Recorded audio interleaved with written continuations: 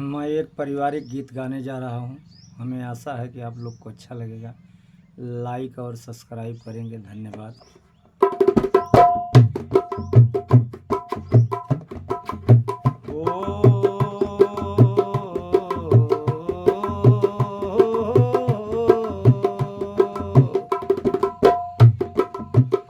माई बाबू पढ़ले हेठ,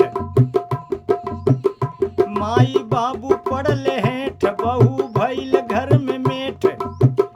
माई बाबू पढ़ले हेठ, बहू भइल घर में मेठ। सेठ बेटवा भइल बा कमाई से, आँख बोले देखा करके माई से, आँख बोले देखा करके माई से। बतियावे घर पे जुटा कर के टोली, लागे जहर माई बाबू के बोली। बतियावे घर पे जुटा कर के टोली, लागे जहर माई बाबू के बोली। सुखा दे के बोले खाले, थोड़ा बड़ा दाल डाले। सुखा दे के बोले खाले, थोड़ा बड़ा दाल डाले। खाले अपने चपोरी के मलाई से, खाले अपने चपोरी के मलाई से। आँख बोले देखा करके माई से, आँख बोले देखा करके माई से। बेटवा बहू ताके, बेटवा बहू ताके लखी के कुरुच्छा। सब कुछ बाजे कर भइल बा निपूछा। बेटवा बहू ताके लखी के कुरुच्छा।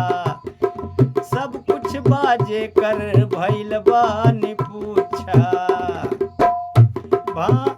भरल चाउर गेहूं धान करई रोज नकसान।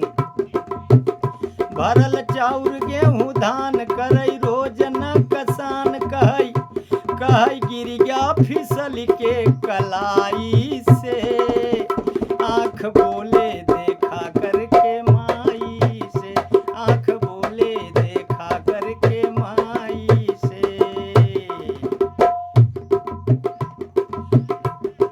चंद्रिका जवन पूरी फाटे करे जा, कहे माई बाप भगवान हमके ले जा।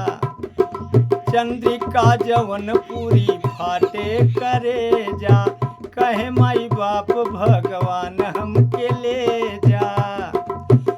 रोवे फूटी फूटी माई काका बूढ़ऊ बताई। रोवे फूटी फूटी माई काका बूढ़ऊ बताई। बा जमाना ना तनिको भला